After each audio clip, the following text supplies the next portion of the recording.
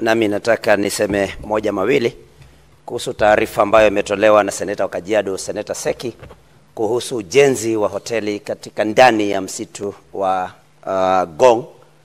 Bwana Speaker, na hili ni jambo ambalo linatuhusu na kututia wasiwasi, kwa sababu Bwana Speaker, tunajua kwamba kunayo hofu kwamba joto linaendelea kuzidi katika ulimwengu mzima, na ndio sababu kwamba tumeambiwa na hata serikali imesema kwamba kila mtu aweze kupanda miti 2 3 na kadhalika, ili kwamba tuone kwamba misitu yetu inaendelea kukua na wala sio kupungua.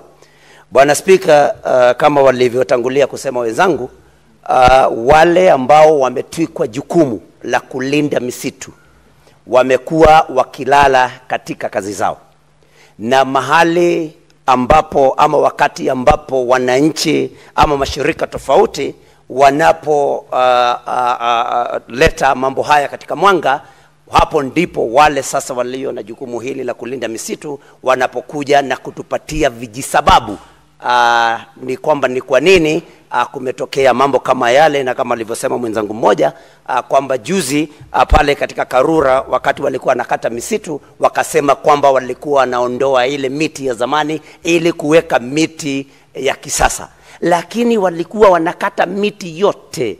Ikiwa walikuwa wanataka kuondoa miti ya zamani na kuleta miti ile mingine sasa ya kisasa, wangekuwa wanakata michache, wanaacha michache.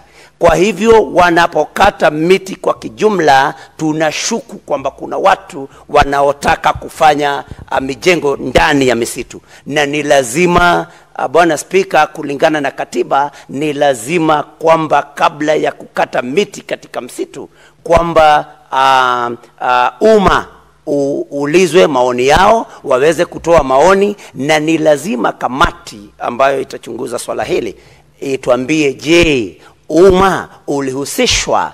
Je, umma ulipohusishwa waliamua aje? Je, walipitisha kwamba hoteli ijengwe mle ndani ya msitu? Na hoteli ile inajengewa nani? Ni nani mwenye kujenga ile hoteli?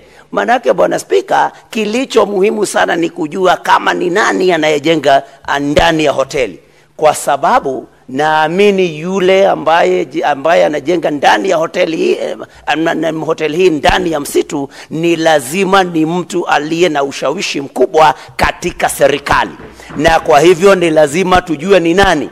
Mimi kwangu la mwanzo ni kama tujue ni nani, ili tujue huyu ambaye anajenga bila kuhusisha umma, huyu anayejenga bila kuulizwa na maafisa ambao wamepatiwa jukumu hili la kulinda misitu, je, ni nani? Halafu Bwana Speaker, ni lazima tujiulize, je, ni miti iliyokatwa pale ama palikuwa ni mahali ambapo palikuwa hapana miti? Na je, kuanzia sasa kwenda mbele tutahakikishiwa na nani kwamba misitu yetu isalama? Tutahakikishiwa na nani kwamba misitu yetu haitaendelea kukatwa? Bwana Speaker, hili ni jambo ambalo kamati ya mashamba na turathi za kitaifa lazima iangalie kwa makini sana, na ninataka kuamini kwamba mwenyekiti wangu seneta wa Mombasa, Seneta Faki, ameyasikia haya na kwamba alipatie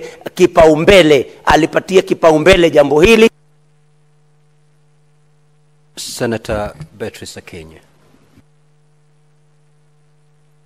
Thank you, Honorable Speaker. Honorable Speaker, I rise to support the statement by Senator Hamida over the housing facilities for forest rangers. Honorable